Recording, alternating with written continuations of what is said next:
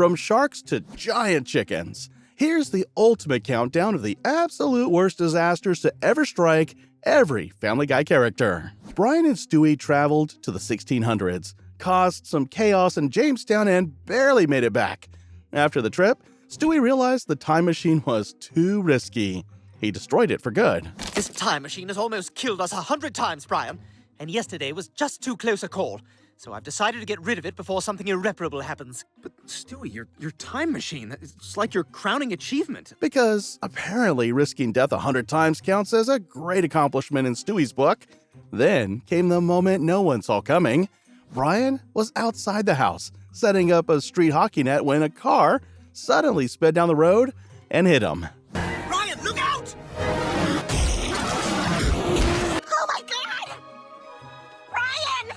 Brian, can you hear me? Holy crap, what the hell happened? That guy sucked. And that's why street hockey isn't just dangerous, it's basically asking to get hit by every car in the neighborhood. The family rushed him to the vet. Brian, bruised and broken, used his last moments to tell them how much he loved them. Then he died. You've given me a wonderful life. I love you all.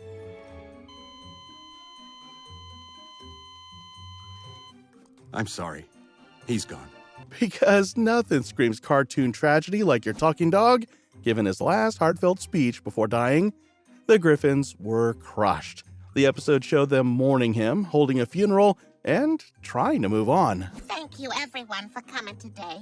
None of you people came to my funeral.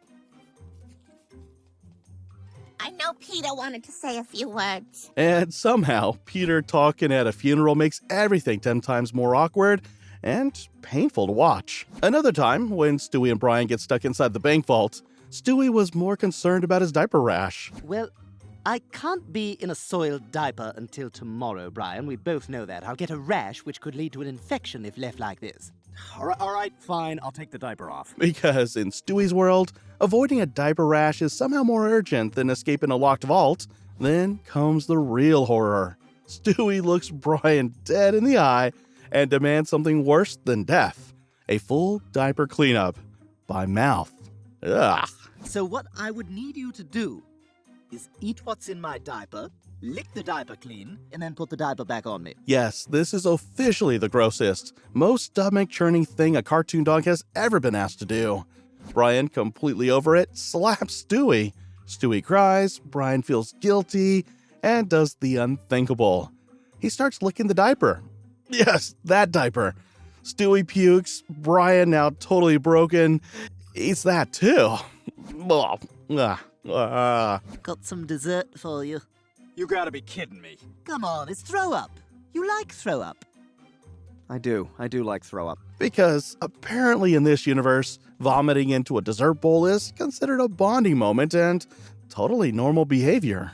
And that's how Brian learned that even cartoon dogs have their limits. Speaking of limits, let's see what happened when Chris Griffin pushed his luck at the wrong food stand. In season 23, episode 7, Chris Griffin has a super funny and awkward day. Meg, check it out. A make-your-own-sausage station.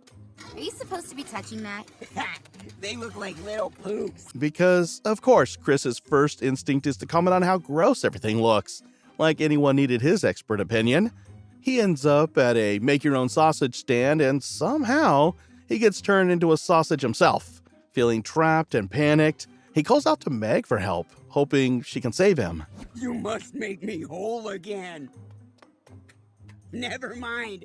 This is my destiny. Because when you get turned into food, apparently the best response is a dramatic monologue about fate instead of, panic. So Chris became a sausage and somehow found peace with it. But his mom, Lois, she had a much bigger problem when her own son showed up with deadly intentions. Going with the moment when Stewie killed Lois, Brian was confused about how a toddler planned to reach a cruise ship. Brian brushed it off, but of course, Stewie actually made it there. Hello, Mother. Stewie? What the hell are you... How did you get here? Oh, there's a very simple answer to that. You drove me here, Lois. Because apparently toddlers can mastermind a cruise escape, and Brian just didn't want to think too hard about it. Then came the big moment. Stewie pulled out a gun and was ready to complete his mission. What are you doing with a gun? Something I should have done a very long time ago. I did it! I killed her! She's dead! Because nothing says cartoon drama like a toddler casually finishing a murder plot with zero consequences. With Lois missing and everyone believing the worst, Peter being Peter moved on faster than a bad TV show. Just remember, whatever you do, don't tell Chris I'm dating. Peter, Lois has been dead for a whole year. You're gonna have to tell him sometime. Because in Peter's brain, denial is easier than actually dealing with feelings or telling the kid the truth. With Lois gone, the family fell apart, but nobody suffered more than Meg, who couldn't even get basic respect during a simple family trip. They don't just start with Meg because she has a long record for getting bullied by her family. Remember the time when the entire Griffin family took a trip to the local fire control station? All cheerful and excited.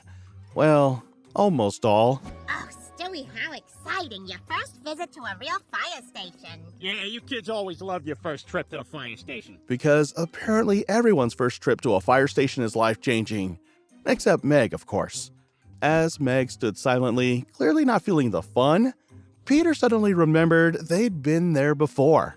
With her. You remember when we took Meg? Ah, yes. Bringing Meg along guarantees instant awkwardness and subtle emotional damage. Then there's the time when she had a fight with a popular boy at school. Quagmire gave her a full Rocky-style training session and prepped her for battle. He even gave her a weirdly specific tip before the fight. Listen, before we start, could you not hit me here? Because these are pretty sensitive.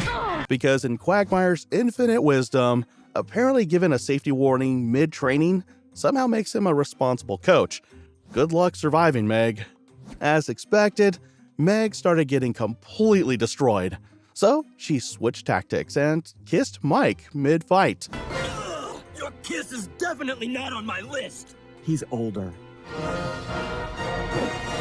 You missed. Classic Meg logic at work. When getting beaten up doesn't help, apparently smooching your opponent is the master strategy no one asked for. But Meg wasn't done yet. She had something even worse in her arsenal. You'd be surprised what my face can do to you.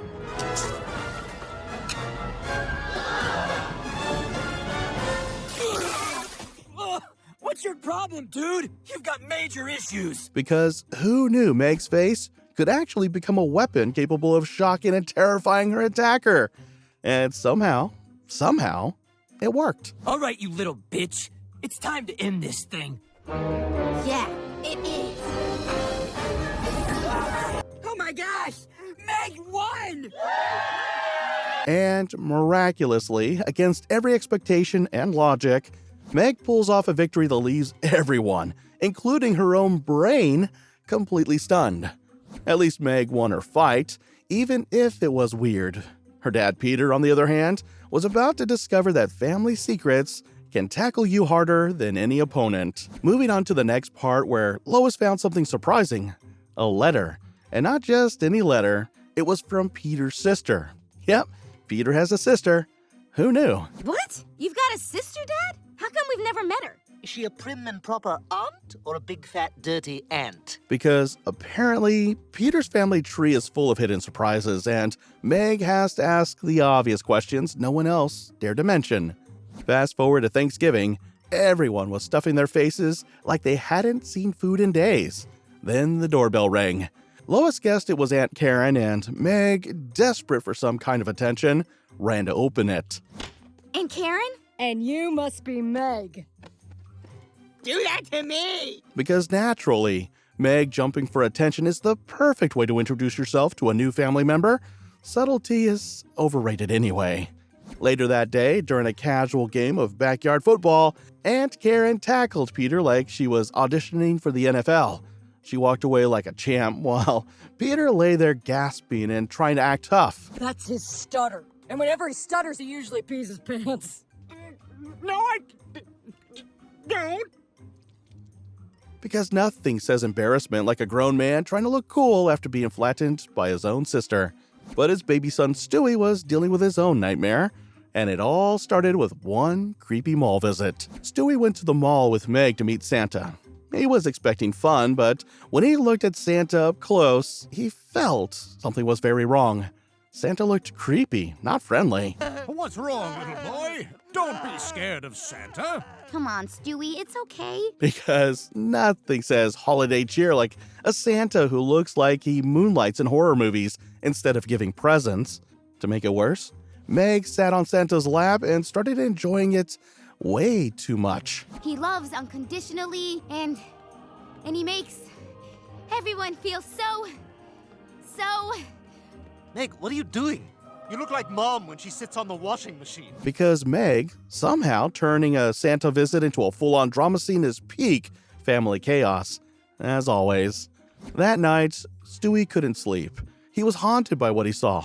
Meanwhile, Meg had sweet dreams. I haven't slept in 2 days. Is this still that Santa thing? Get over it. You didn't see the things I saw. Because apparently Stewie's overthinking skills are Olympic level, while Meg blissfully ignores reality.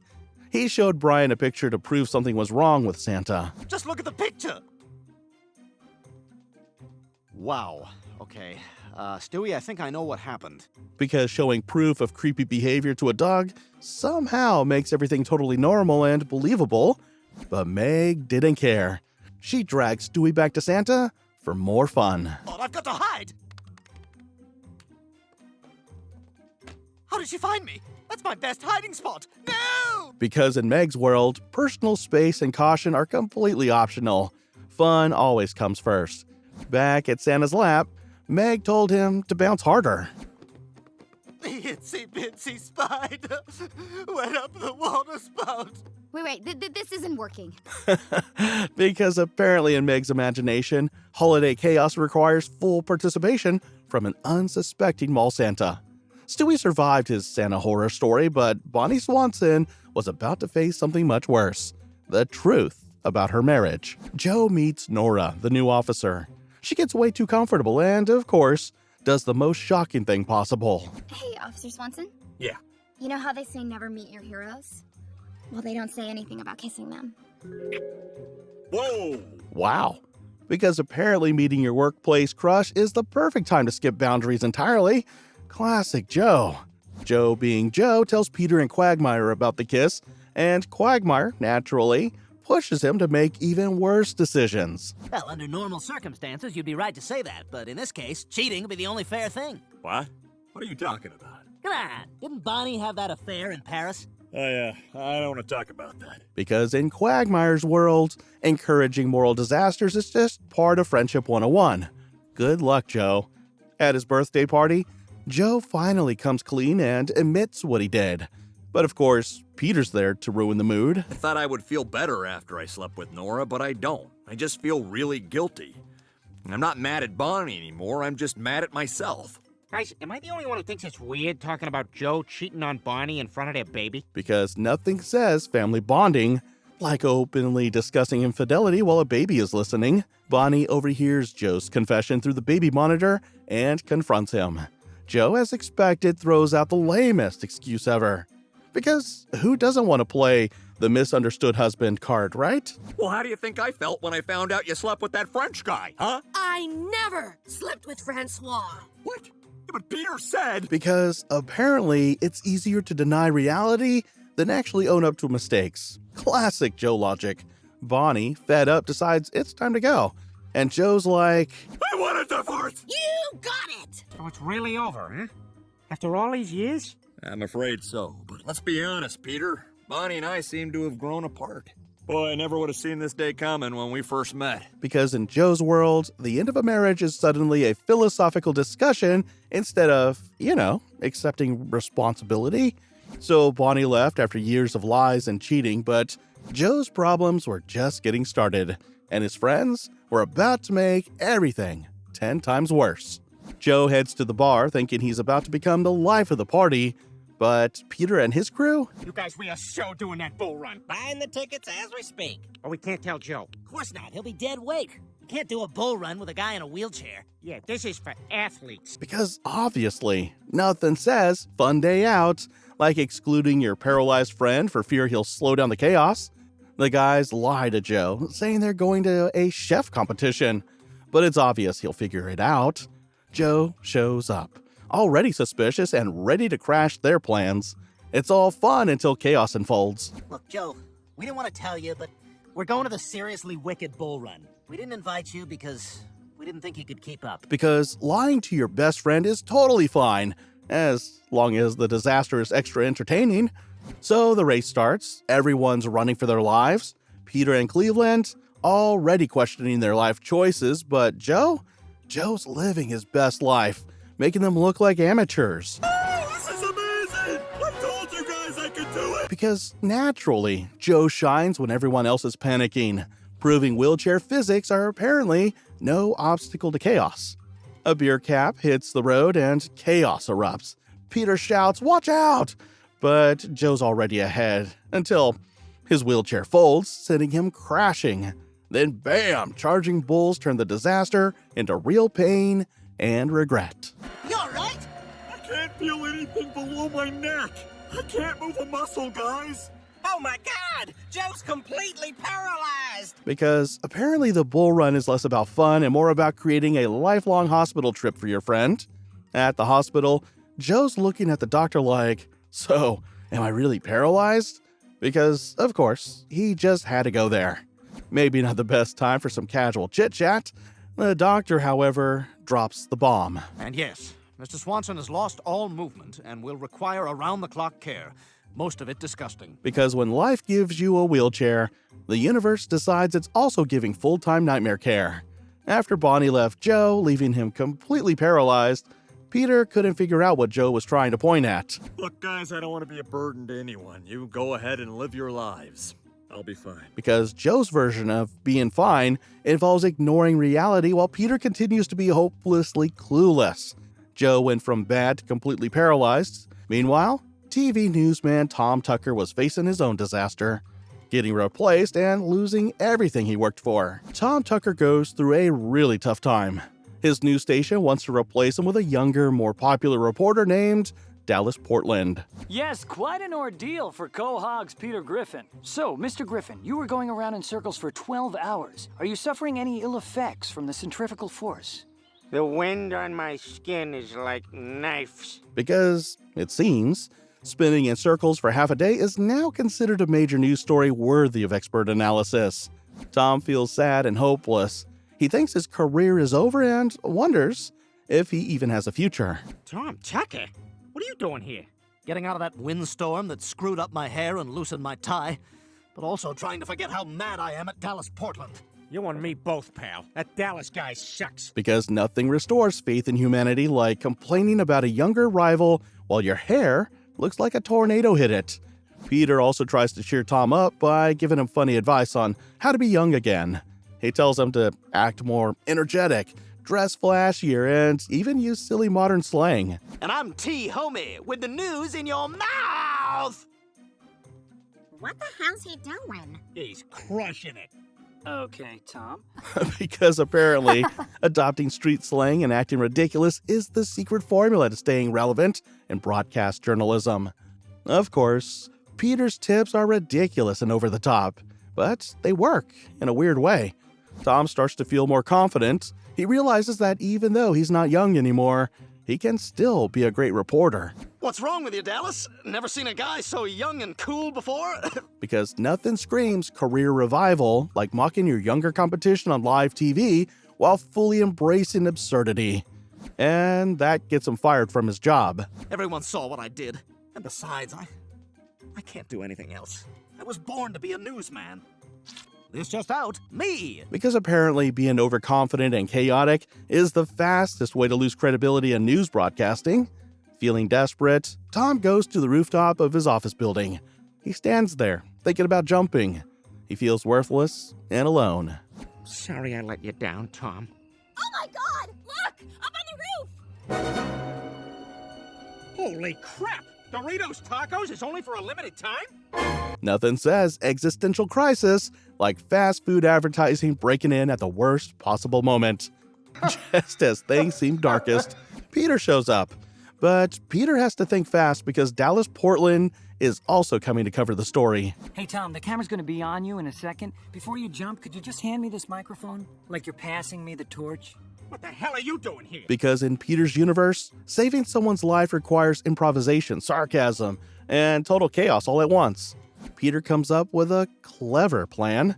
He tells Dallas that he is the one planning to jump. This distracts everyone and gives Tom some space to calm down. It also gives him a chance to show that he still matters as a reporter. Good evening, Quahog. This is Tom Tucker atop a roof, where a local crazy person is preparing to end it all. Buddy, Tom Tucker's back on the news! Nothing rebuilds your career faster than a staged rooftop stunt and public panic coverage. Tom finally talks to Peter. He gives him an exclusive interview which helps save his job. The moment restores his confidence and he starts to feel hopeful again. Tom realizes that even when life seems hopeless, things can get better with a little help from friends. Well, I'm glad your crazy stunt worked out and Tom Tucker is back at Channel 5. Yeah, apparently when he interviewed me up on that roof, the ratings were so huge they made him anchor again. Because apparently, career redemption at Quahog only requires near-death situations and Peter's weird intervention. But as usual in Family Guy, chaos isn't far away. A pigeon suddenly startles Peter while he's on the roof.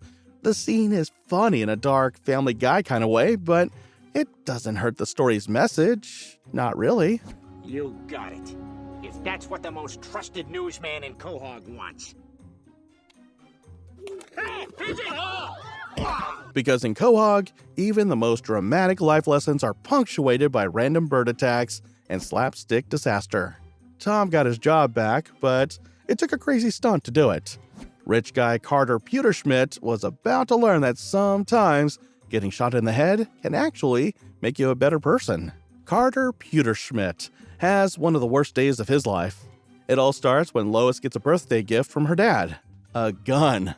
Carter doesn't mean any harm, but things go quickly wrong. Daddy, you need to take this gun back. I never should have accepted it in the first place, and you never should have given it to me. Are you sure? I bought it at Anthropology. Because obviously giving a gun as a birthday gift is totally fine, as long as it comes from a trendy store, right? In a shocking accident, the gun goes off and Carter ends up getting shot in the head. Well, you have to take it back. I'm not. You're keeping it. It's a gift. Damn it, Daddy, why won't you just take the gun?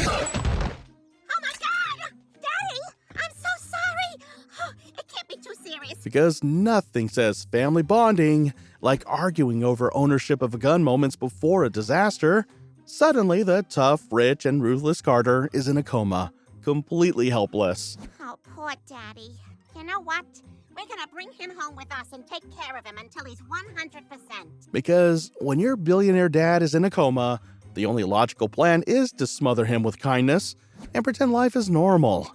When Carter wakes up, he has no memory of his old life. He doesn't remember being strict, mean, or obsessed with money. Instead, he is innocent and surprisingly kind. No! The show itself is bad enough! We don't need another show explaining what we just saw! Daddy, you're back! Please, anything but this show. We could watch Netflix. Because suddenly, the family realizes a kind-hearted Carter is almost too wholesome to handle, and apparently needs a TV break too. For the first time, Carter connects with Lois and the family in a genuine way. Oh, Daddy, you really meant what you said. It's been wonderful spending so much quality time with you. Yeah, Carter. You know, you've always been a real bastard, but I gotta say, it's nice to see you turning things around. Because nothing is more shocking than a ruthless billionaire actually showing empathy for once. Total chaos for the audience's expectations. He even decides to retire and give all his money to charity, shocking everyone since Carter is usually so selfish. But his wife, angry about the decision, shoots him. Oh my God, Daddy! Who told Carter he could give away our money? Philanthropy, it seems, is punishable by attempted murder in the Pewterschmidt household. He survives, but it's a reminder of how chaotic his life is. Soon he starts acting like his old self again, ruthless, greedy, and uncaring, ignoring the family and returning to his usual ways. What are you idiots doing here? I can't waste time with you. I'm a cutthroat businessman. Ah, the gunshot changed him back. Oh, thank God. There's my Carter. Because in Quahog, billionaire redemption is temporary, and thankfully, evil is much more entertaining. Carter went back to being his old greedy self, but at least he survived. Quagmire? wasn't so lucky when he went out for a fun boat day with the guys. Quagmire goes through one of the worst experiences of his life. It all starts when he goes out boating with Peter, Joe, and Cleveland. Quagmire is his usual confident, flirtatious self, enjoying the day with his friends. But then, something shocking happens. What the hell? Oh my god! That shark's attacking Quagmire! I think it's got him by the wiener. Man, that guy can get anyone to do that to him. Because apparently even sharks recognize Quagmire's legendary charm, and apparently it comes with painful consequences. A freak accident with a shark leaves him severely injured, losing his penis. I think you'll be fine. You just gotta wipe that squashed tomato off your crotch.